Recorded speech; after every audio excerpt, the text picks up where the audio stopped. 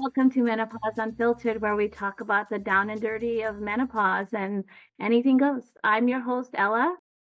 And I'm Michelle. And welcome to episode 6 of part 2 of our interview with Ali Farhat. Ella and I both found ourselves struggling with weight gain, lack of sleep, and that list goes on. Ella, what am I leaving off that list?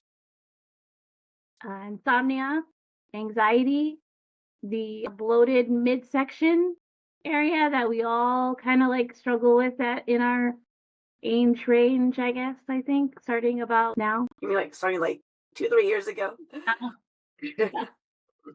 Well, clearly we both needed help, so we turned to Ali, a menopause hormone therapist, for help, support, guidance. And the big thing I really needed was accountability. I need someone to watch over my shoulder, be on top of it, and go, Michelle, what are you doing? What are you eating? What are you working out? So here we are. Yep. And then we wrangled Ali into coming onto our podcast.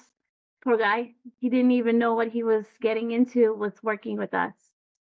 And this part 2, we hear from other women who are working with Ali to find solutions on their menopause struggles. Yeah, that's the risk of hanging with us. You never know what we're going to ask you to do, like come on our podcast and tell your most intimate secrets, right? All right, everyone, thank you for joining us. Let's jump into this episode.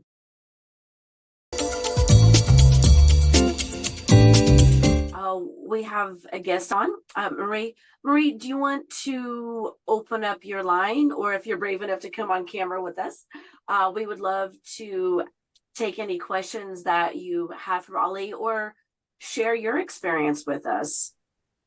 I'm actually like going into finishing my second week. Welcome. You're brand new. Yeah, she's I'm new. So like everything Ollie posts and stuff, I'm like, okay, let me just hop on and see what this is about. I just want to absorb all the information that I can in this time that I'm getting to spend with him. And in this 2 weeks, it is a challenge, like trying to figure out, okay, what am I going to eat? Because it's like constantly what breakfast, lunch, dinner, trying to figure out and stay within my macros and stuff. But I feel better. I feel less bloated. I feel like my stomach is not so, I see it going down. So, I mean, in 2 weeks, imagine what I'm going to feel like in 3 months. That's my goal. I'm just so excited to see what that outcome is going to be. And now I'm cooking this food for our whole family. And, my daughter's kind of like, I don't want that. I don't want, but she tries different things.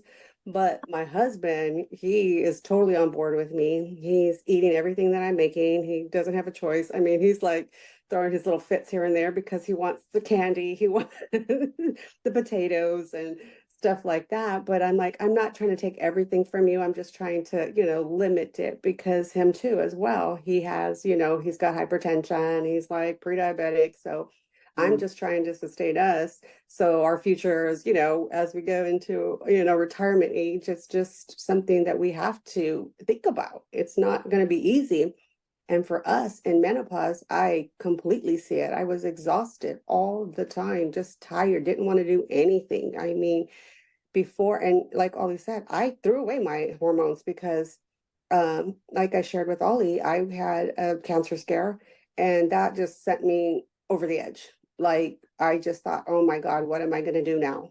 And that really turned, I just started looking like, what am I going to do? I can't lose weight. There wasn't anything that I was doing that was going to help me lose weight. And every time I go to the doctor and I'm looking at that scale, I was like, wow, I've never been this weight before in my life. And nothing that I've tried or done is helping me. And now the doctor's telling me my cholesterol's high, I'm pre-diabetic. And I'm like, wait, but I don't eat bad. I don't do things that are like out of control. And everybody that sees me at work's like, no, you're in shape. You look good. What do you do? And I'm like, if you only knew how I feel inside, you wouldn't, think that. But on the outside, I'm portraying a completely, different facade, if you want to say, because I felt so like I didn't feel like myself anymore.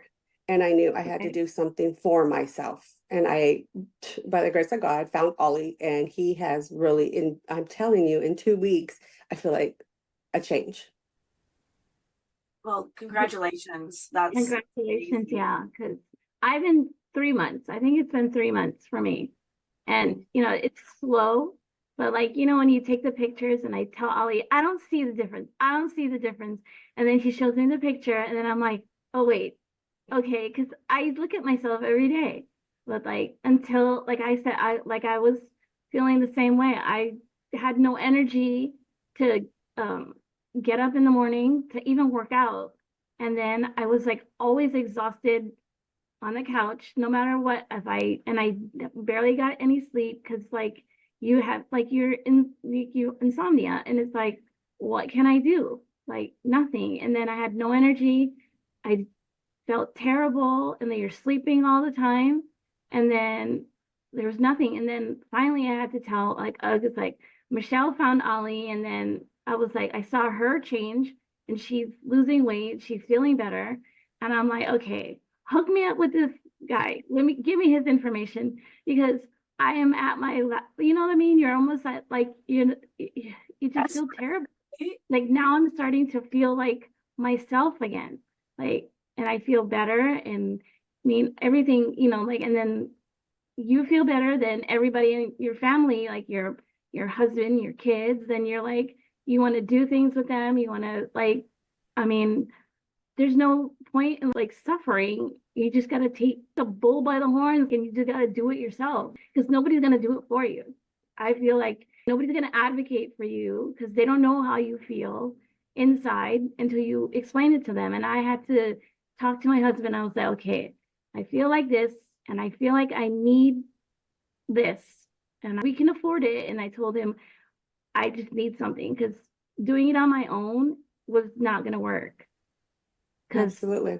That's how I you felt know, too. You scroll through the internet or Facebook, Instagram, and you see everybody advertising, do this and download this app and all these diets and yeah, and everything. it's magically gonna work. And then okay, I spend $40 on this stupid cream and it doesn't work. And Right, you're like, right. okay, they just make it look like it's so easy, and it's not. It's just a struggle, and it's a struggle every day.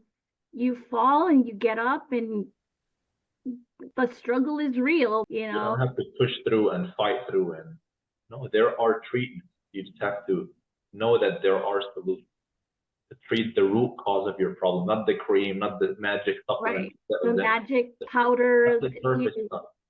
The root cause, your low hormones, these have to be addressed. Your ovaries shut down, and that's it. Once they shut down, no more estrogen, progesterone being produced. So you need replenishing of those. You need to address other changes happening in the body.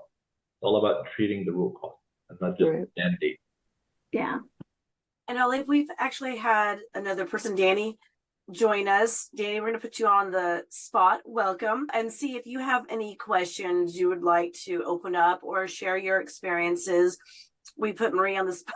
Made her go on and share her experiences, but welcome. Do you have any questions, or do you want to just tell us a little bit about your journey through menopause?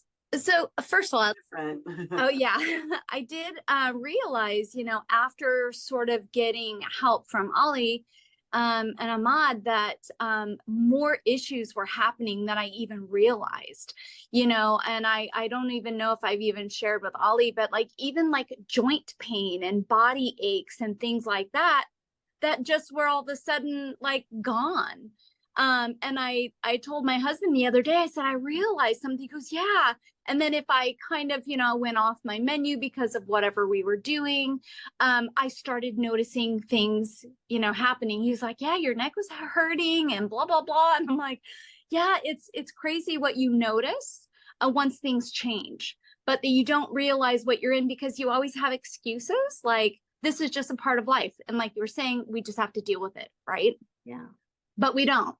Like Ali said, we don't have to do that. And we know now more, now I'm just so excited that, I'm at this time and place where I am, and I have, found Ali and the information and education that I'm getting, and, now reaching out and branching into new people, and like this, little call, it's like, wow, this is great to have more resources available.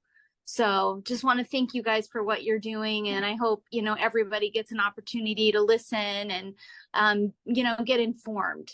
And I'm always open to more information, more knowledge, more experiences. You know, what can I look forward to? Because, you know I'm sort of in the beginning.